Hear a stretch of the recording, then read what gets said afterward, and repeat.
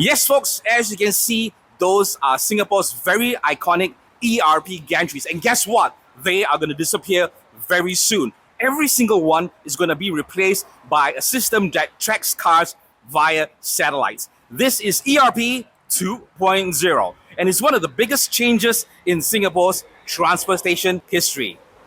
So how does this satellite technology work? And you're probably thinking, hey, how does this affect me, my money, and my privacy? We're going to be breaking down the mind-blowing tech and how it affects you.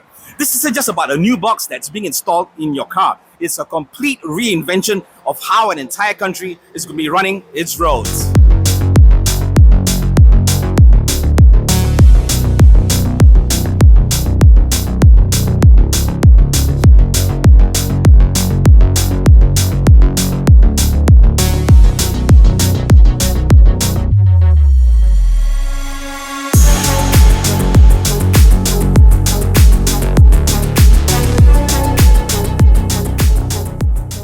Right, folks, so how does it actually work? How does a car, a satellite, and a computer charge your money? First, the onboard unit, or OBU, is the new brain in your car.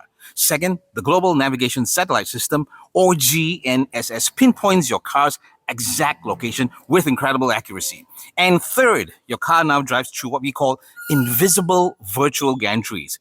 The second your OBU detects you've entered a charging zone, it sends payment info over a cell network. New charging spots can be added with a simple software update.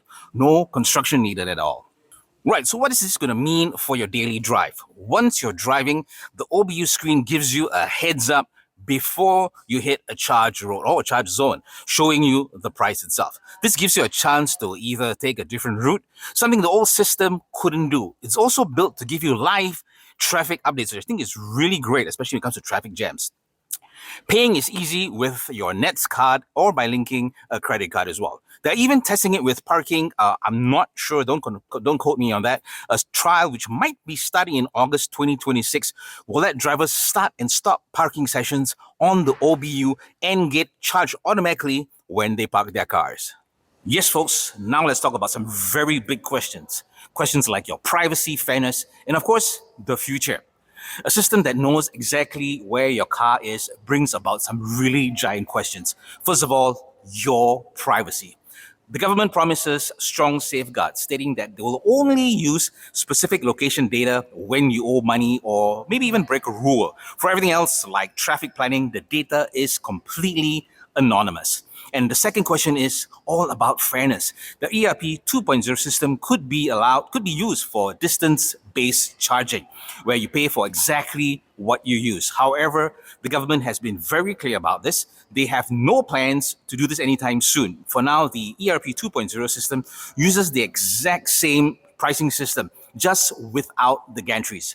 Virtual gantries. Yes, folks, so the ERP 2.0 is more than a tool.